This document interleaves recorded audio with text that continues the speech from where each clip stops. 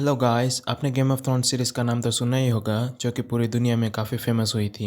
जी हाँ, game of thrones बड़ी आकर्षक और रोमांचक सीरीज़ थी, जिसमें फैमिली ड्रामा, पॉलिटिक्स, वॉर और ड्रैगन जैसी कई और दिलचस्प चीज़ें भी शामिल थी।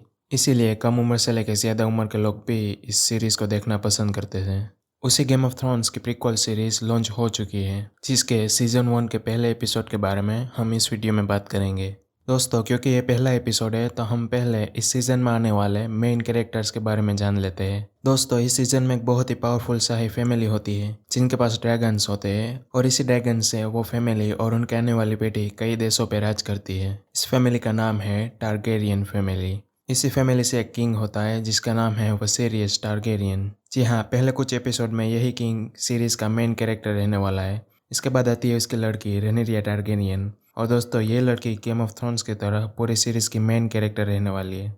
उसके बाद आती है वसेरियस टारगेरियन की बहन रेनिस टारगेरियन, जो कि उम्र में वसेरियस से बड़ी है। उसके बाद आता है डायमंड टारगेरियन, जो कि किंग वसेरियस का छोटा भाई होता है, जिसने अपने बड़े भाई की राजशाही छीनने का और आयरन थ्रोन पर बैठने का इरादा किया हुआ है। उसके बाद है ओटो हाईटावर, जो कि किंग वसेरियस का सलाहकार है। ओटो हाईटावर की लड़की एलियस और एलिसेंट हाईटावर है, जो कि किंग वसीरियस की वाइफ की डेथ के बाद उसके साथ नई शादी कर लेती है। तो ये थे फिलहाल के मेन कैरेक्टर्स। अब चलिए देखते हैं कि पहले एपिसोड की स्टोरी क्या थी। दोस्तों, एपिसोड की शुरुआत में ही हमें यह स्टोरी बताई जाती है कि कैसे king Viserys king of iron throne बने। इस स्टोरी में बताया जाता है कि किंग वसीरियस के किंग बनने से पहले जहेरियस टारगेरियन राजा हुआ करते थे, लेकिन बढ़ती उम्र और उसके दो बेटों की मौत की वजह से आयरन थ्रोन के नए राजा को घोषित करना जरूरी था। और उस समय सिर्फ दो ही लोग आयरन थ्रोन पर बैठने के लायक थे, एक वसेरियस टारगेरियन और दूसरा रेनिस टारगेरियन, जो कि वसेरियस टारगेरियन की बड़ी बहन है। लेकिन क्योंकि वो एक लड़की है, इसीलिए वसेरियस टारगेरियन को राजा घोषित कर दिया जाता है। दोस्तों, स्टोरी के बाद एपिसोड के शुरुआत में ही ड्रैगन्स और किंग्स लैंडिंग दिखाया जाता है। किंग्स लैंडिंग वही प्लेस है जहाँ पे गेम ऑफ थ्रोन्स में जॉन स्नो ने डेनेरियस टारगेरियन को मारा था। और आगे ये भी बताया जाता है कि किंग वसीरियस के दौर में किंग्स लैंडिंग काफ़ी खूबसूरत हुआ करता था, जहाँ पे हर लोग अपने अपने काम में बिजी रहते थे। और किंग वसीरियस के दौर में काफ़ी शांति भरा माहौल रहता है और कोई बड़े युद्ध नहीं होते। आगे हमें रेनेरिया टारगेरियन का पहला लुक बताया जाता है, और रेनेरिया ही पहले सीन में बताए हुए ड्रैगन पर सवारी कर रही होती है। इससे यह भी पता चलता है कि रेनेरिया काफ़ी छोटी उम्र में भी ड्रैगन्स को कंट्रोल कर सकती है। रेनेरिया के बाद एलिसा हाईटावर को दिखाया जाता है, जो कि रेनेरिया की फ्रेंड होती है। दोस्तों, यहाँ पे ड्रैगन कंट्रोलर भी है, जो कि हाई वैलेरियन भाषा से ड्रैगन्स को कंट्रोल करते हैं।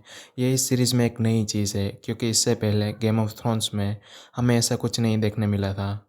इसके बाद हमें महल का अंदर का लुक भी दिखाया जाता है, जो कि काफ़ी शाही और लोगों से भरा हुआ है, जिससे पता चलता है कि किंग वसीरियस उस समय में काफ़ी अमीर थे। उसके बाद हमें पता चलता है कि रेनेरिया की माँ प्रेग्नेंट है, और उसकी माँ रेनेरिया को ये भी बात करती है कि तुम्हें भी एक दिन इसी पल से गुजरना पड़ेगा। उसके बाद हमें किंग वसीरियस के काउंसिल हॉल में ले जाया जाता है, जहाँ पे किंग अपने दरबारियों से मीटिंग कर रहे होते हैं।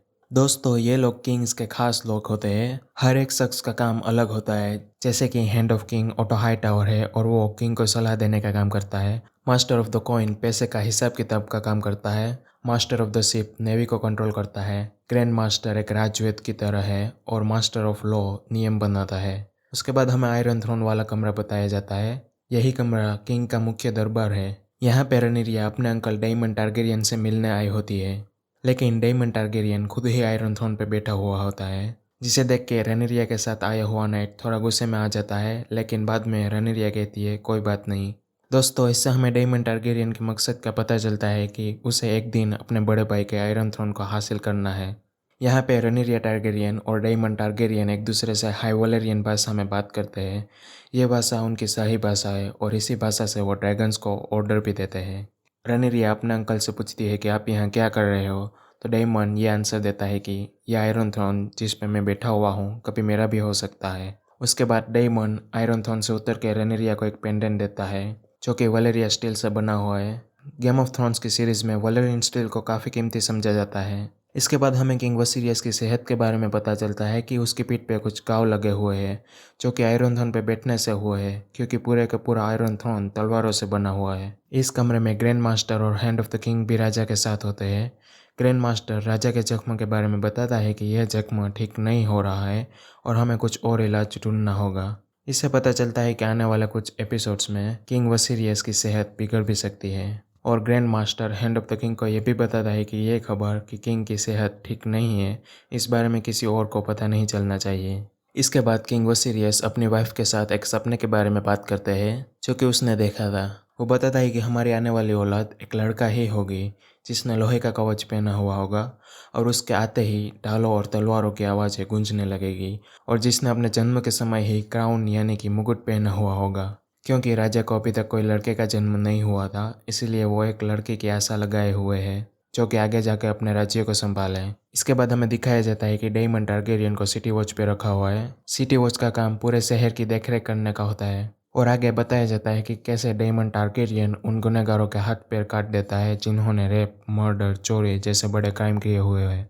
आगे इसी वजह से किंग वसेरियस और दूसरे काउंसिल के लोग डेमन टारगेरियन के इस काम की वजह से काफ़ी गुस्से होते हैं। लेकिन बदले में डेमन टारगेरियन बताता है कि उसने ये काम इसीलिए किया क्योंकि नए राजकुमार को घोषित करने का त्योहार आने वाला है और कई लोग दूसरे राज्यों से किंग्स लैंडिंग में आने वाले हैं, तो वो नहीं चाहता था कि ये आने वाले लोग किंग्स लैंडिंग में इन क्रिमिनल्स का शिकार बने।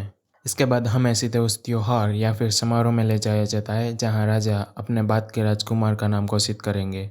यहाँ पे कई नाइट्स कई राज्यों से आए हुए हैं जो कि एक दूसरे के साथ मुकाबला करते हैं, लेकिन पल भर में ही यही मुकाबला एक खूनी मुकाबले में बदल जाता है और नाइट्स एक दूसरे की ही जान लेने में लग जाते हैं। उसके बाद डेमन टारगेरियन को अपना विरोधी चुनने को बोला जाता है। यहाँ पे डेमन टारगेरियन एक खूंखार आर्मर पहन कर आया हुआ होता है जो कि पूरी तरह एक ड्रैगन जैसा ही दिख रहा होता है।